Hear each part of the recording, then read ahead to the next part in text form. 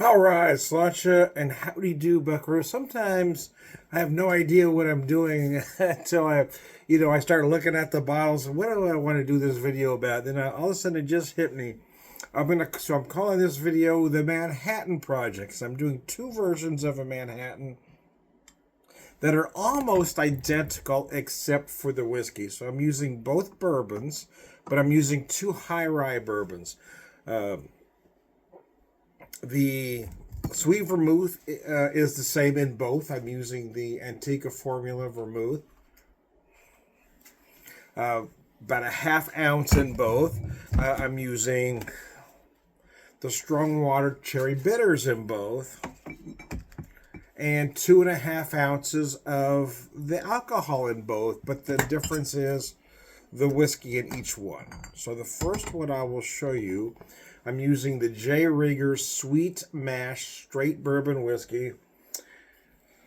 See if I can read this here. They got this lettering really tiny, and it's hard to read right here, but it is 56% corn, 30% rye.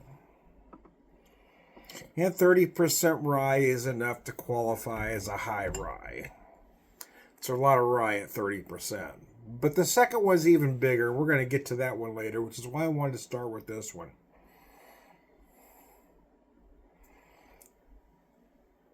Oh, that's delicious. So the J. Rieger's itself is at 90 proof, I do believe. Make sure I didn't read that wrong there. My lighting here isn't great. Yes, 90 proof. Again, that sweet mash is 56% corn, 30% rye. That's a nice amount of rye. Now, I've had higher rye bourbons, and the next one is going to be much higher, but 30% is certainly enough to qualify as a high rye. So, Sláinte. I was in the mood to try some Manhattans. We'll have two Manhattans that are almost the same. We'll call it the Manhattan Project.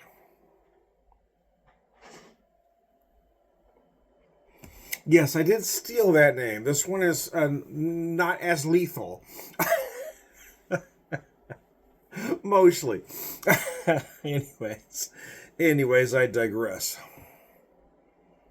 This is very nice. I'd like that. So I do have the traditional Angostura bitters, although I don't use them often. Quite frankly, I don't like them as well. I know there's a reason for them.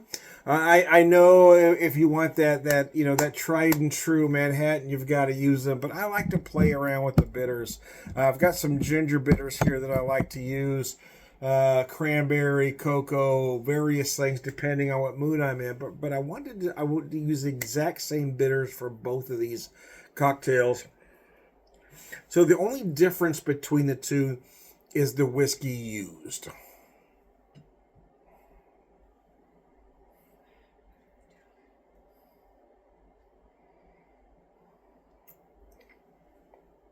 Man, that is remarkably easy to drink.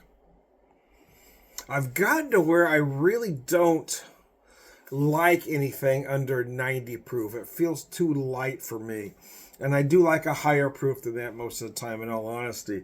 But this Rieger's does make a nice product. And there are some discussion whether, what's traditional. And there are discrepancies. There are those that will say it has to be a rye, noting that the time of its inception, that area was known mostly for rye whiskey. However, there are some early recipes that do use bourbon. But for me, if you're going to use a bourbon, it needs to be at least a traditional bourbon that uses rye as a secondary. But I'm going to take it a step farther than that. I think you really need to use a high rye bourbon. You've got to have that rye content. Some will use a wheated bourbon in the Manhattans and their old fashions. For me, the drink is just too sweet.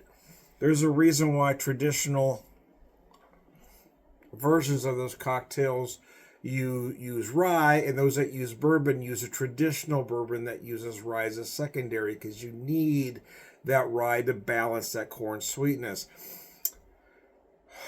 A wheated bourbon gives you a very sweet, soft product, which seems like what a lot of youngsters like to drink these days. But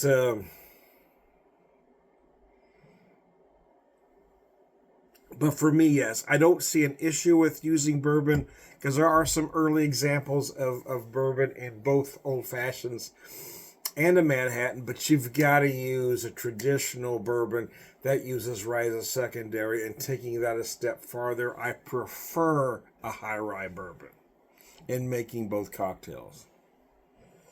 Although I have used bourbons that aren't necessarily high rye, but I do like that rye content.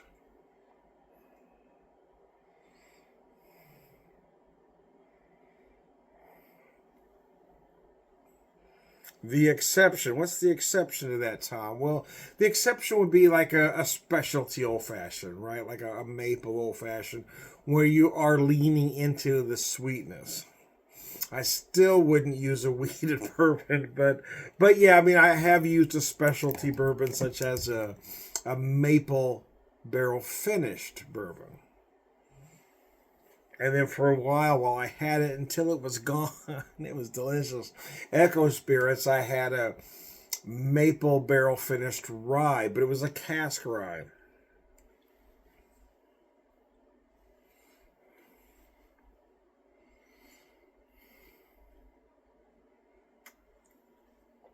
But yeah, for my Manhattan Project video, I wanted to do two bourbons, but I wanted them to be both high rye bourbons. And I do have a couple ryes here that I might have to do a part two to this using the ryes, and then kind of note the differences, even though I'm using high rye bourbons here, you see. This is a hollow stem coupe that my wife had found at a thrift store here in town. I've got two of these that I really like.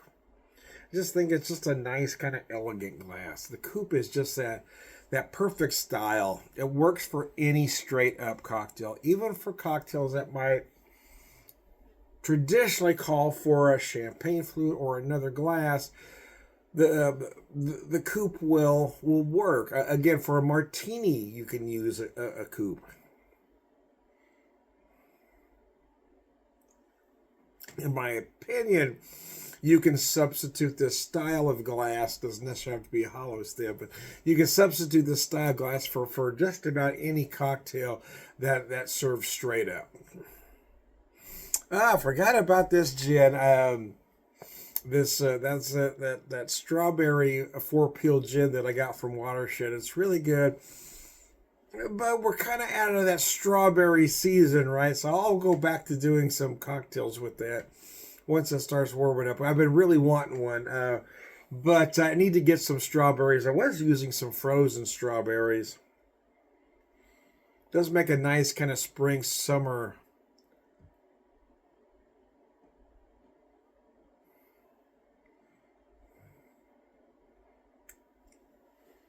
version of a martini. And I am mostly a whiskey guy. I love the Manhattan, and I will do versions of an old fashioned. But every great once in a while, I do crave a martini. And although for the longest time I was all about the dirty vodka, I have been warming up to gin lately. I've had a few gins that I really have enjoyed.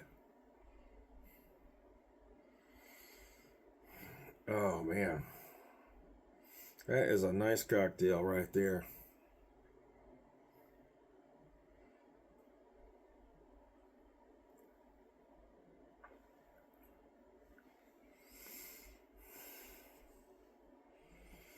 Rieger's is doing some nice products there in the Kansas City area. Founded in 1887 in Kansas City, Missouri, I should add. J. Rieger and Company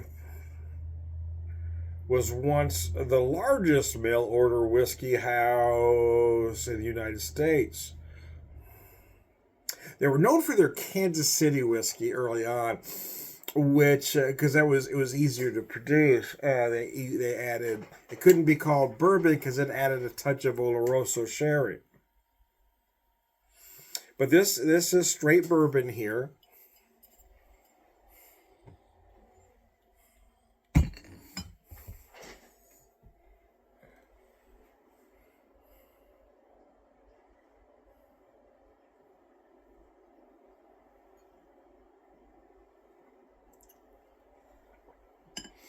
And the cherry, so I've used that traditional dark cherry. I mean, the cherry is the same. Everything in these cocktails are the same except for the choice of whiskey.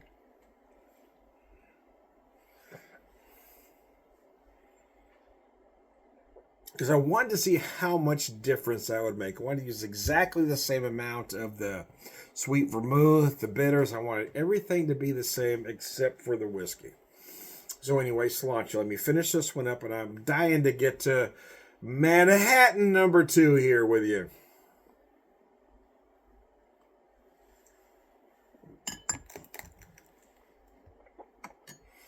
So Manhattan number 2 is a much bigger animal. Using the Huling Station Trolley Stop Series 9-year-old Main Street Line straight bourbon whiskey. This one is big. It is at 119.23 proof, but it's the mash that makes this one very interesting. 30%, like the other one had, is considered high rye. That is a lot of rye in a bourbon, but this one, 52% corn. So the J. Rieger had 56% corn. That's pretty light on the corn for most. But this one has only 52% corn. It has to be a minimum of 51 to be bourbon. We're only at 52 here, but here's the part that's interesting for me. Is the rye at 44%, then 4% malted barley. Let me show you that so you know I'm not lying to you. 44%. Think about that. 30% is high rye. 44% is almost insanity. It's the reason I bought this whiskey. Said 44%, 9-year-old bourbon. I'm in, baby. I didn't find this one here in town. I actually found this one at a Total Wine in St. Louis area. So here we go.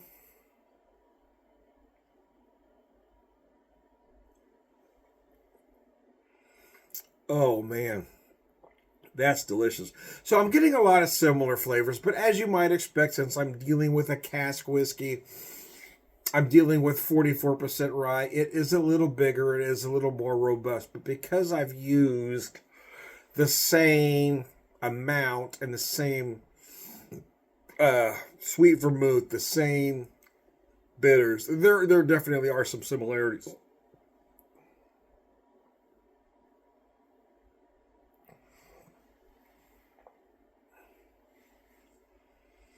But yeah, this one is big. It's bold, man. This is a cocktail that you want to have at home. You might be careful if you order a cocktail like this out. Not to mention how much it might cost you being this type of specialty whiskey. But that aside, again, we got a lot of proof going on here, and I make a rather strong drink. This one I kept both of them at 2.5 ounces of whiskey, but I've been known to do a 3-ounce drink at home.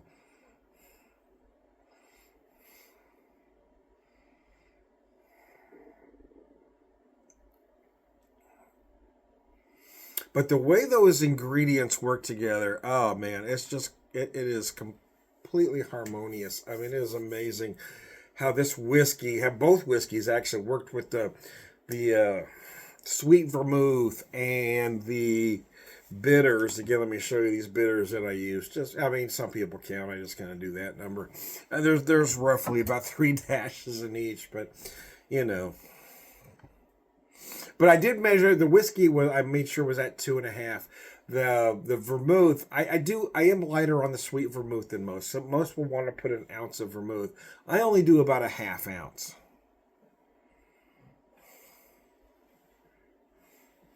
because you typically want a 3-ounce drink. So I do 2.5 ounces of the whiskey, half ounce of the sweet vermouth. And that's enough for me. But some will want a heavier vermouth presence. There's nothing wrong with that. That's the beauty about making your cocktails at home. Make them the way you want, and nobody can criticize you because they're not drinking the damn thing. If you're at home, make it any way you damn please. I don't care. You just don't get to tell me how I should enjoy mine at home.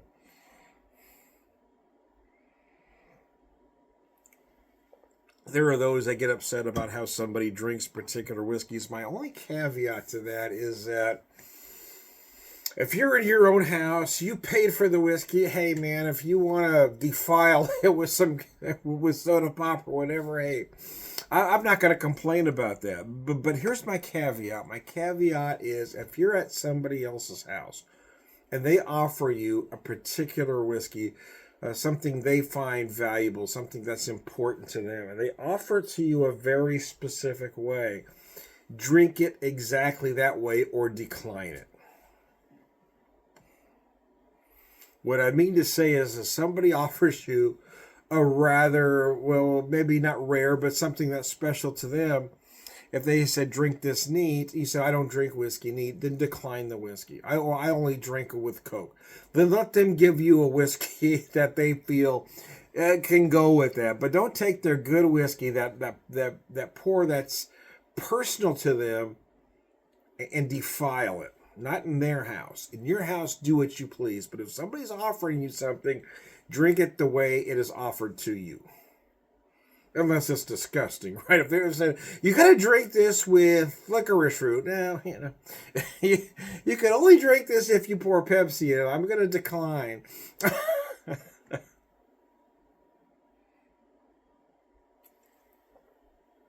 I didn't have that. I was once at a bar, this was many years ago, and a guy wanted to order some, and I was drinking some Irish whiskey at the time. I was drinking some Napo Castle 12 single malt, and he wanted to order some Johnny Blue. And he said, I will buy you a pour of Johnny Blue. And I was drinking mine neat. He said, I would buy you a pour of Johnny Blue, but only if you drink it on the rocks. So I said, okay. So he brought it over to me. But I knew the owner was the bartender that particular day, and I knew him, and he knew I didn't drink that way. So he brought me the glass of ice and the whiskey in a separate glass, neat.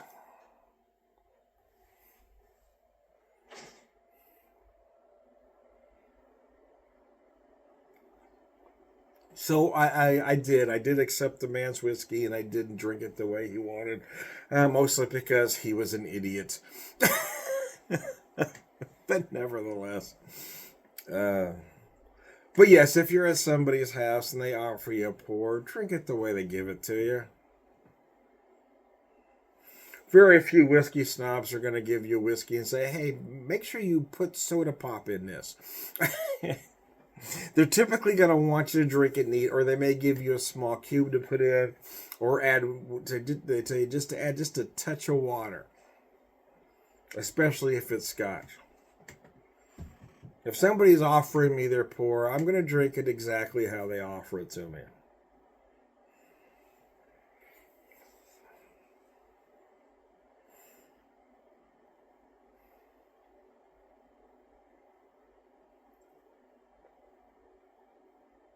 Oh, God. This stuff is amazing. I am having this in a cocktail, and I should have had some. Neat on the side just to show you how remarkably easy this whiskey is to drink. Neat, because even at that proof, I mean, in fact, I want to pour myself just a touch, not a lot, because I don't need any more, but I do want to have just a little bit neat, just to show you how remarkable this whiskey is. Just gotta put a touch in there. Let that sit for a minute while I keep working on my Manhattan.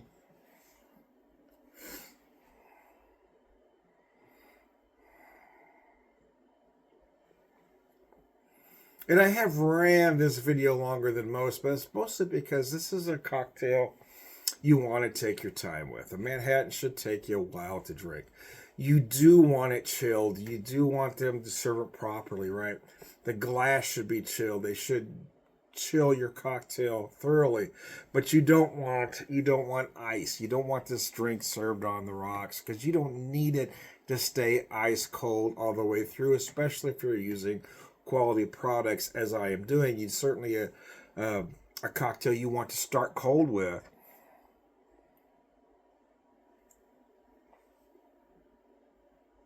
Oh, it's delicious. But if you've done your job, if you've chilled your glass, if you've thoroughly chilled your cocktail, shaken it just right or stirred it, however you want to do it, again, that's up to you, man. I don't judge.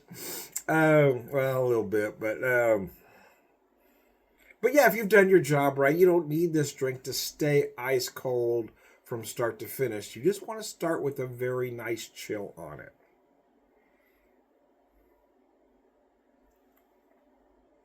And even if it takes you 20 or 30 minutes to drink, it's going to stay cold till the end if you've done your job right.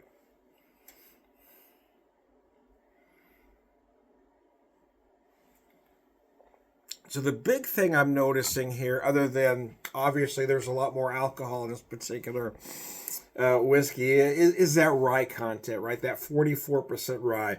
It is much spicier. It's much chewier. That's why I poured just a little bit neat to kind of get a feel for its purest self, if you will.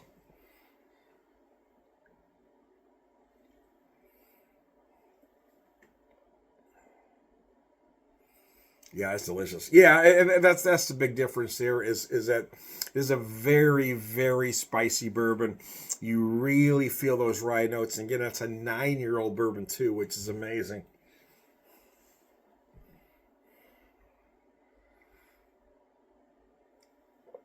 And I think a lot of us, as whiskey drinkers, especially Scotch drinkers, you're conditioned to believe the older the whiskey, the better it is. And it may hold true for the most part if you're talking about Scotch or even single malt Irish.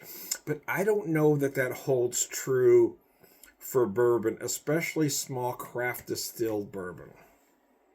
Because many will reach a peak much earlier. 9-year-old, nine's a good number. But I've had some from 6 to 9 years old that I feel held up better than those at 18, 19, or 20 years. It just kind of depends on what you're looking for, too. But the thing with bourbon, it kind of holds true with Scotch and Irish, to be honest with you. Older is better, and price typically dictates quality. But I don't feel that remains true with bourbon.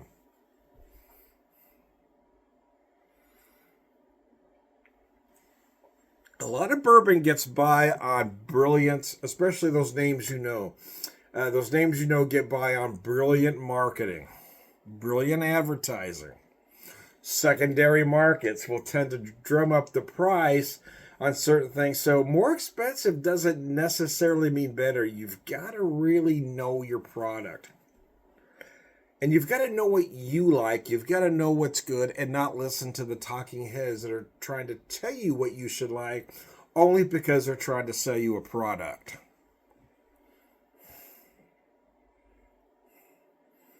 I've been kicked out of a couple local bourbon groups because I've been very vocal against secondary markets.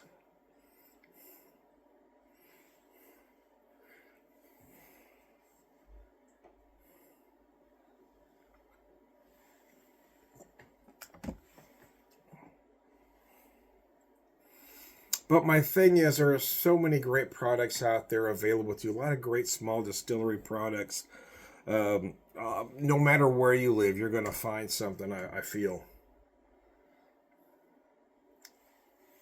that if you're in it for the love of whiskey, if you're actually in it for the love of whiskey, for the flavor, the taste, just the love of whiskey in general, you don't need those names you know.